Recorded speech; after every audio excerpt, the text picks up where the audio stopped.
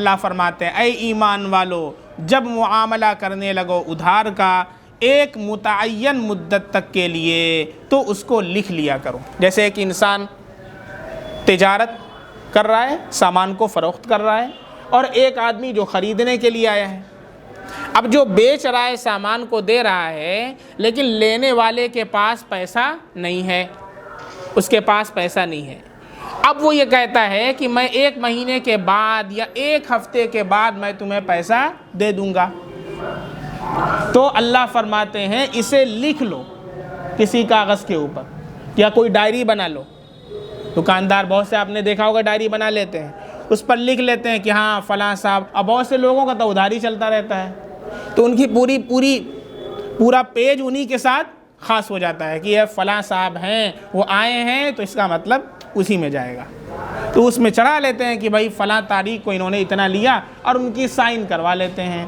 لیکن قرآن یہ کہتا ہے کہ یہاں پر لکھنے کے ساتھ ساتھ 2 گواہ بھی بنا لو۔ کبھی ایسا ہوتا ہے کہ لکھنا کام نہیں آتا ہے، لکھنے کا آدمی انکار کر دیتا ہے، تو ایسے موقع پر گواہ یہ گواہی دیتے ہیں، اور شریعت کے اندر جو حجت ہے وہ گواہ حجت ہے۔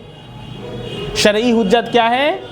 گواہ کا ہونا حجت۔ اور گواہ کتنے ہونے چاہیے؟ 2 مرد، عاقل، بالغ، عادل، مسلمان، 2 مرد ہونے چاہیے۔ اور اگر 2 مرد نہ ملیں، ایک ہی مرد ہو، تو 1 مرد اور 2 عورتیں۔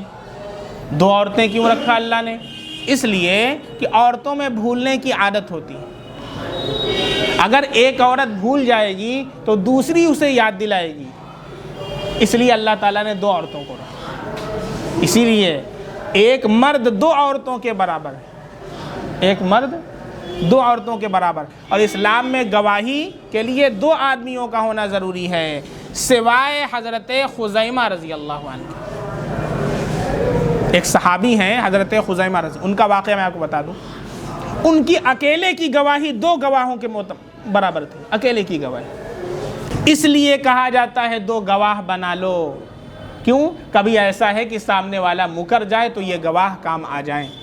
آج کل عدالتوں کے اندر بھی دیکھا ہوگا گواہوں کو طلب کیا جاتا ہے گواہی دینے کے لیے، لیکن سب سے پہلے یہ قانون کس نے بنایا ہے؟ اسلام نے بنایا، قرآن نے بنایا۔ بتائیے پوری دنیا کو سب سے پہلا کانسٹیٹیوشن جو بنا ہے وہ قرآن کا کانسٹیٹیوشن، اس سے پہلے کوئی کانسٹیٹیوشن نہیں تھا۔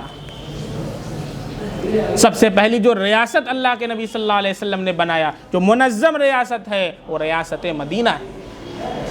منظم اور منظم نظام اللہ کے نبی نے وہاں پر بنایا ہے۔ سب سے پہلا جو دستور اللہ کے نبی نے بنایا ہے وہ سب سے پہلا کانسٹیٹیوشن ہے۔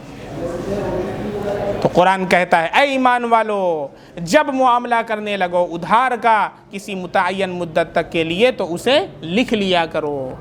وَلْيَكْتُبْ بَيْنَكُمْ كَاتِبٌ بِالْعَدْلِ، چونکہ اس زمانے میں ہر کوئی لکھا پڑھا تھا نہیں، عام طور پر لوگوں کو لکھنا پڑھنا نہیں آتا تھا، اسی لیے ہمارے نبی صلی اللہ علیہ وسلم کا لقب بھی امی ہے۔